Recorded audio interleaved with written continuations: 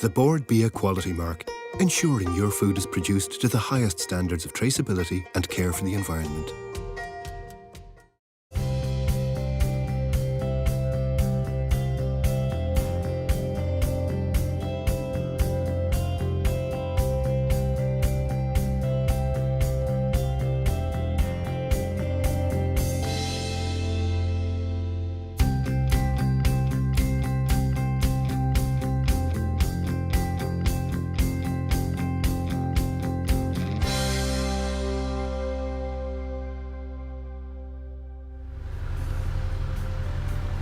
Hello and welcome to Neven's Irish Food Trails, and welcome on board the Shannon Princess, which is my home for the series.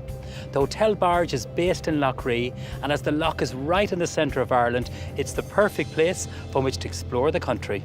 Today my food trails take me to Wexford to meet Ireland's only commercial blackcurrant producer. I travel to Limerick to have tea in some old-fashioned tea rooms, and I come back on board the Shannon Princess to make a traditional pear tart. But first, it's off to Limerick to sample its bacon and pork.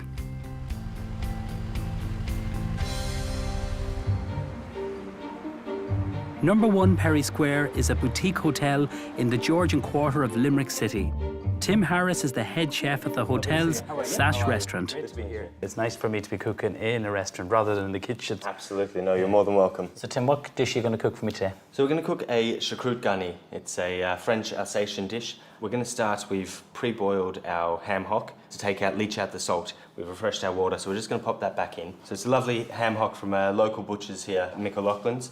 He brines them himself for us. And then we're gonna get our vegetables started. So can I help you? Absolutely, I'd love you to. You tell me. We're gonna peel the onion and the carrot. So there's a paring knife for you there. We have just a basic mirepoix of vegetables. So we have the onions, the carrot, leek, some celery. Because it's such a slow cook, it's a 3-hour long cook. The onion can stay whole. All the flavours kept in the pot. All the flavours are kept in the pot. And Tim, tell me about the whole connection with Limerick and pork and ham and all that. Here in Limerick, it was affectionately known as Pigtown years ago. My wife's grandfather, J.J. Kennelly, actually has fond memories of when he was a young lad of about 7, back in the 1930s. His family would keep 3 pigs themselves in their backyard. And most of the families around Limerick would keep pigs themselves. They would take them into town and sell them to the different bacon factories and pork factories. There was Shaw's, there was Mattison's, Brady's and Denny's on William Street. Okay. You know, bacon and ham from Limerick was always sold at a premium in the English markets. So we've got a whole head of fennel that we're going to pop straight in. I love the flavour of aniseed with our pork. Cutter in there? No, everything's going straight in whole. We'll grab the whiter end of the leek. Perfect. Our garlic can go straight in as well. It's a 3-hour cook. We're just going to bring this to a simmer for about an hour, and then we're going to start adding our other ingredients. Okay, so we'll leave that for an hour now. Okay. After an hour, Tim adds some peppercorns, some dry juniper berries, some fennel seeds, a couple of bay leaves, a loin of smoked back bacon, and an aged French pork sausage. Then he adds some locally made Cumberland sausage and a pork and leek sausage, a couple of slices of good bean salami, and finally some potatoes. This all simmers away for another hour or so. So Tim, after 2 hours and 20 minutes, this is what it looks like. This is what it looks like. It's been cooking away. Everything's nice and soft and tender. The potatoes are cooked, the sausages are cooked. So we're just going to take this off now. Gorgeous. And we're going to get on our sauerkraut to serve with it. The smell is beautiful. It's absolutely delicious. Wow. So the whole thing is done in stages. That's interesting. You blanch off your ham hock, just put it into water. You know, you need to take out of the salt because it's quite salty, the ham hock. So we blanch it off. It leaches out the salt, and then it's important to cook everything in stages, as you said, Neven. So our ham hock takes the longest to cook, and that needs the 2.5, 3 hours to cook. Our bacon after that, so it's nice and soft and tender. Otherwise, it's just going to be chewy. Our sausages and obviously our potatoes, they'll be the quickest to cook. Gorgeous. Okay, so, sauerkraut. Our sauerkraut over here. Sauerkraut's a fermented cabbage. I'll get you to just crush a few of those juniper berries for me, if you don't mind. How many do you want? Just 3 or 4 of them will do. 3 or 4. Our sauerkraut goes in there to heat up. We make this, we shred the cabbage and salt it. Okay. And then just keep it in the sealed jar for a few months. So that's fantastic. That's great. Thank you very much. It's very healthy, isn't it, the sauerkraut? The sauerkraut is extremely healthy. It's got all the good bacteria for your gut, you know. So it really keeps the tummy happy, you know. There's actually a woman in Limerick, Valerie O'Connor, her name is, and she does fermented food workshops. Really? She'll tell you all about the fermented foods and show you how to make them at home. Very easy to make and very, very good for you. So of course. we can add a little bit of cooking liquid to our sauerkraut just to moisten it up so it doesn't go too dry. Smells great.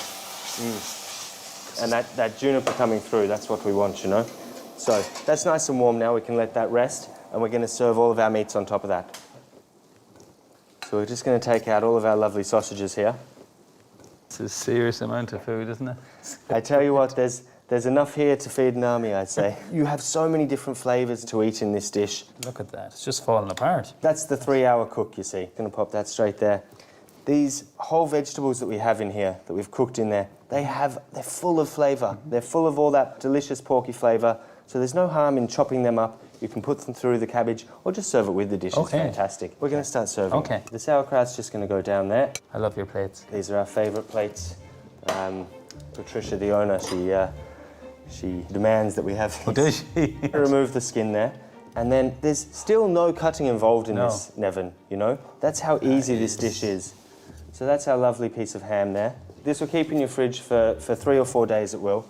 Just make sure when we're heating it up, we heat it up with all of the liquid so that nice and gently, you know, so it doesn't dry out. Yeah. So a couple of those pieces of salami, a couple of the sausages there. You know, as I said, it's a sharing dish. A great change to the Sunday roast, I think. This is the first bit of chopping I'm going to do for the dish. So that's a mature French sausage. It is, yes. It's another cured sausage, you know. Lots of spices in there, lovely. A few slices of that. We have our bacon here. And it's very popular here in the restaurant. It's very popular.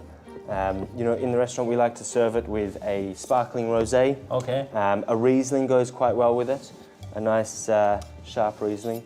Or my personal favourite is a cider. We have a few artisan ciders here and they're fabulous. I think it's important that we always have a little bit of crackling with any of our pork dishes. Crackling is so easy to make. If you just ask for a little bit of pork skin from your butchers, we salt it for 2 hours, rinse it off, and then it just goes straight in the oven, 180 degrees, and you have perfect crackling. So that there would be for 2 people sharing. 2 people, 3 people. Thought you were just giving me an extra large portion. I'd try and attack that myself, I would. Wow. So this is the gabine? That's the gabine salami there. I love that. That's made in nice. Sauerkraut. Fabulous. Good. A little bit of cider. Everything is so different. You have smoke, everything's soft, it's tender, moist, it's delicious. Absolutely delicious. Enjoy cooking with it's you. amazing, coming from Melbourne, cooking a French dish, but using the very best of Limerick ingredients. I absolutely loved it, thank you. Cilantro.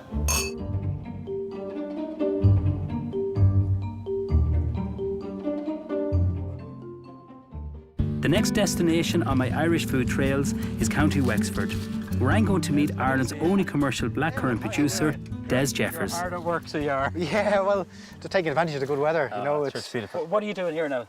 Well, basically, this is it's a rejuvenated blackcurrant plantation. This time last year, we cut this down. There were big old bushes. Their quality was going downhill. We just had to do something. And that's one of the systems. You cut them down to the ground and let the growth come up again. Unfortunate side of doing that, you lose a year's production. But you get a lovely burst of new, fresh growth. And then next July, this will have a nice crop of blackcurrants on it. I'm just taking advantage of this now, you know, with the good weather. Because we mechanically harvest these things, you just get an opportunity to just get rid of foul branches that are sticking out. And Des, you have a beautiful farm, the hedgerows, the lovely trees, so well kept. There's a reason for it all. We're located between Wexford and Rosslare, sunny southeast, we know, but also we're very much in the prevailing winds of the southwest. So that would be the reason for our shelf belt. When I was young, the system changed dramatically. You know, if we came out to a field here now and we saw any kind of grass, my God, it was kept bare ground. The thinking was that, disease point of view, you get better air movement and the berries stayed cleaner and healthier. We just started doing the grassing there 20 years ago, and it's so much better. You're protecting the soil, creating great habitat now for lots of good bugs, worms. There's another side to it too. I mean, we're part of the Irish and Green programme now. That basically gives us recognition for what our farming practice, what we've been doing for the last 15 years. I had a call from an English company, and the first thing he said, after making his initial introduction, he says, Origin Green. So straight away, it's obviously getting great traction with the international market, which is what the whole scheme is about. Is this a family farm where we are here? It is. We're third generation blackcurrant growers. And is it only one variety of blackcurrant you grow here? No, we grow a few varieties to spread the seasons. Blackcurrants, they're not like, say, strawberries or other fruits where you get different flowers and they will come into fruit and they'll ripen at different times. You know, you come back again and again and pick. With blackcurrants, you really go in and it's a one harvest. And what are the key elements for blackcurrants to grow here in Ireland? Good soil type, nice, good, sandy, free-draining soil. Sunshine is pretty important. We have Mind it you, today? probably proper spring, summer, autumn, winter. But essentially, we don't want to have a lot of rainfall come May, June. When you're getting into the harvest time of year, that's when we want to see drier weather. And what do you look for, like, when the crop is ready to be picked? How do you know? Is it the colour? Do you test it, taste it? Colour definitely will be well ripe, but what we really taste, yes, we will check Brix level scientifically, so we'll get our sugars. But also, one of the main big factors is the colour of the strig. The strig starts to go brown. That shows that it's finished growing. So anyway, we go and have a bit of lunch. I'd love that. Thank stuff. you. Are you cooking? It looks like it.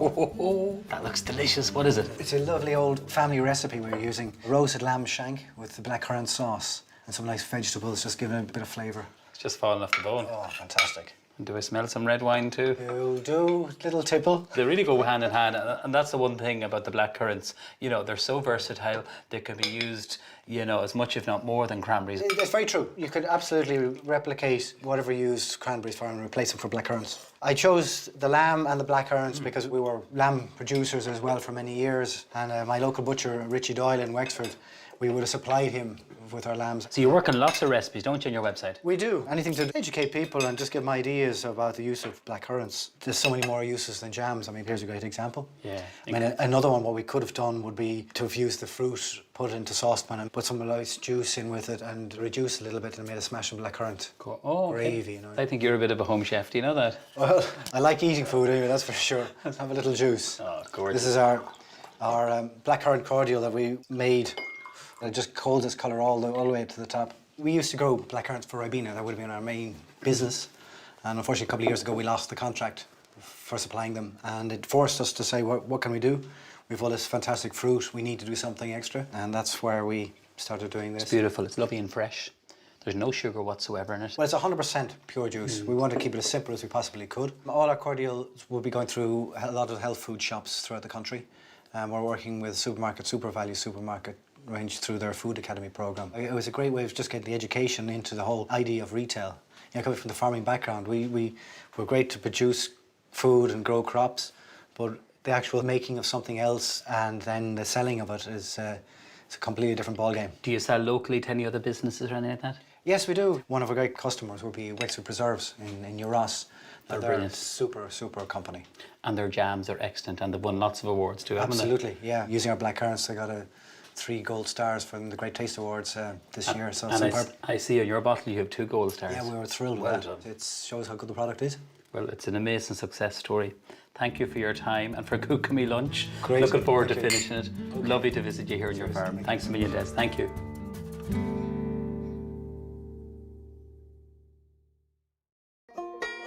The bordbia quality mark, ensuring your food is produced to the highest standards.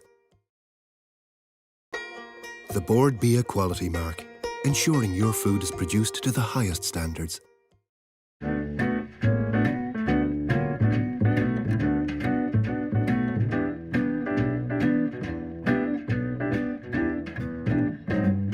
Tucked away on the Father Russell Road in Limerick City is a real gem, Miss Marples Tea Rooms. And Colette is the owner here beside me. Colette, you have an amazing place. Well done. Thank you very much. You're very welcome. Tell me about the whole story of the place. I wanted some place where the food was good, didn't have to be overly fancy, just real old-fashioned food, and some place where people could just come and detach from what was going on outside. So once you come inside the door, it was kind of like going back into your grandmother's sitting room. Similar types of food, the music, the photographs on the wall, the cloths on the table, the china. Why do you think people like nostalgia? When you were a child and you went to your grandparents, you always felt safe. There was a hug, there was maybe something nice that you wouldn't have gotten at home. Your grandparents wouldn't have been as stern as your own parents. And I think sometimes when people walk in the door and they'll smell the apple pies cooking or that, it'll bring back a memory. It's lovely drinking tea from bone china. It just tastes so much better, so it does. When it's made in a bone china pot, it adds to the flavour so much nicer than stainless steel. Real bone china is made with 5% bone. A lot of people think that, they can't take out their granny's china because it will crack. The reason it's cracking is because it's not used. It needs the heat to keep it strong, otherwise it gets brittle. You've no Wi-Fi here, is that right? I wanted to create some place that you could get away from that, even if it was just for a cup of coffee, a cup of tea. The fact that we don't have Wi-Fi, our customers have to talk to each other. So a lot of them would have become friends from coming in here. It gives them a chance to be away from technology for a while, and then they can have some good food to go with it. The crockery is unique and beautiful, Yes, isn't it? we have some gorgeous china. We love everything old, furniture, books, people, stories, music. So luckily, it all ties in. What's your favourite dessert? My favourite dessert is queen pudding. And how do you make it? Well, you start off with your breadcrumbs. Generally, I just use white breadcrumbs, including the crust. There's no need to waste it. It was a pudding that was invented originally, so there'd be no waste. If there was stale bread, you'd use that for your pudding. And then I make an egg custard. You start off where you heat your milk, some butter, the zest of a lemon, and sugar. It doesn't have a huge amount of sugar in the base because you have the sweet meringue and you have the jam. Separate your eggs, whisk the egg yolks, and pour warm, not boiling milk, but the warm milk and sugar into it, and that makes your egg custard. It's not traditional custard in that you're not thickening it before it goes in the oven. Then you just mix it with your breadcrumbs, pop the bowl into the oven and leave it for 40 minutes. As soon as it comes out, you get some jam. Traditionally, it would have been raspberry jam, but it just so happens that today I used the hedgerow because it's my favourite. Just soften that up with a spoon and spread it over the top, and then whisk up your egg whites with your pinch of salt and your sugar. Pop it on the top, smooth it out and put a few peaks on. You don't have to be overly artistic with it. And then into the oven for another 10 minutes. And this is the way it comes out. It's a very easy dessert. There's no reason why anybody couldn't make it. And it's total comfort food. It's well worth treating your family to. You have something very, very special here. We have a great team. Lovely to see you, Colette. And you, thank you very much, Neven.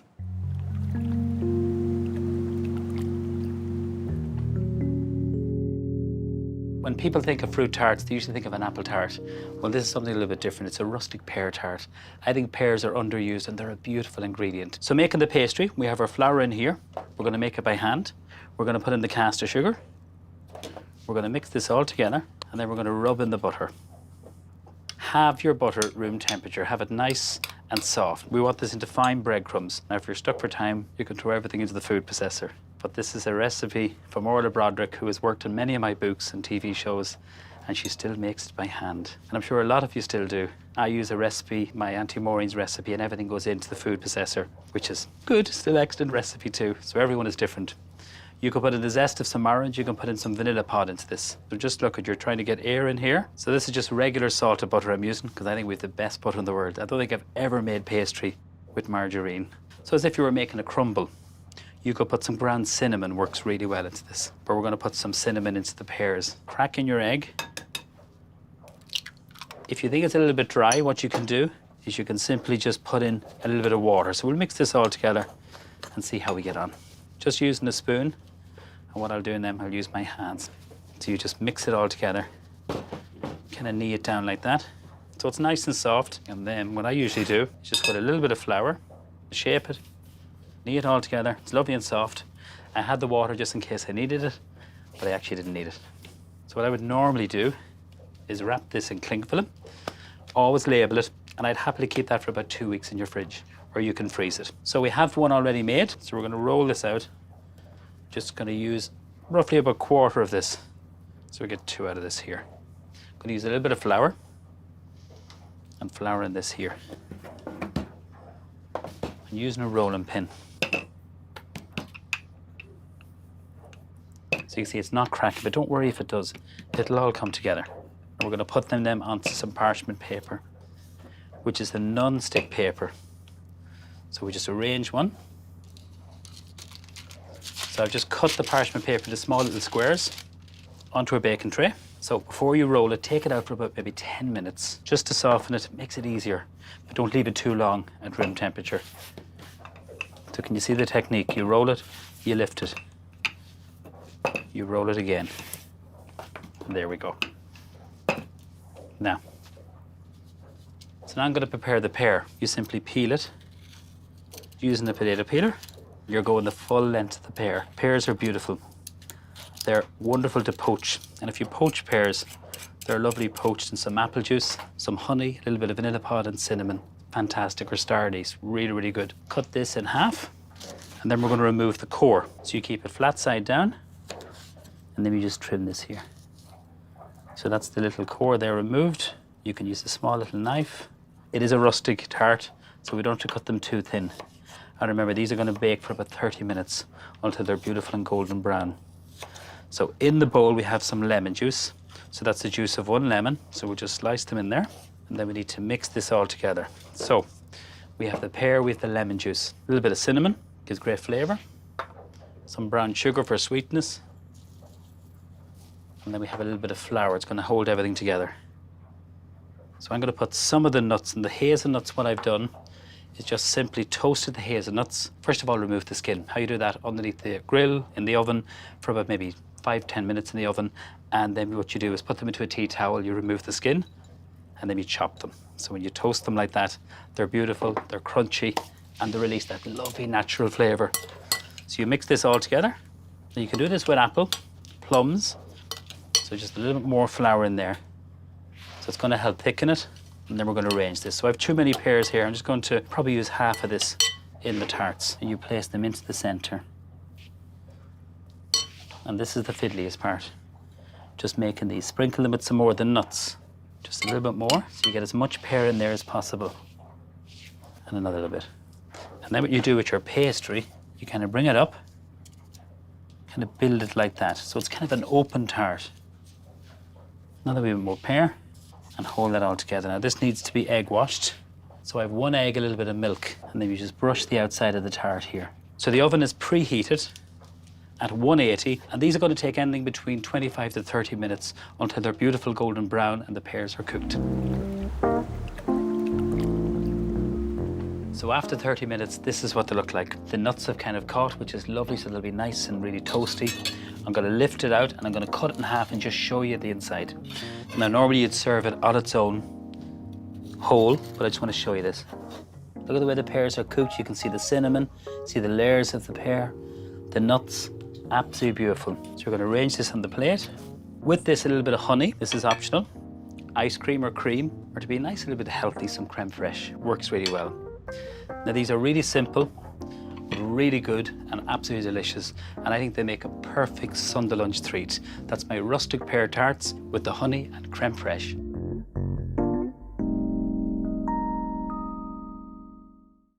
In the next programme, I travel to West Cork to make cheesecake with Valerie Kingston at Glenannan Farm. And then I go to Cork City itself to join head chef Mark Staples at Hayfield Manor. And of course, I'll be doing some cooking of my own on board the Shannon Princess. I hope you'll join me.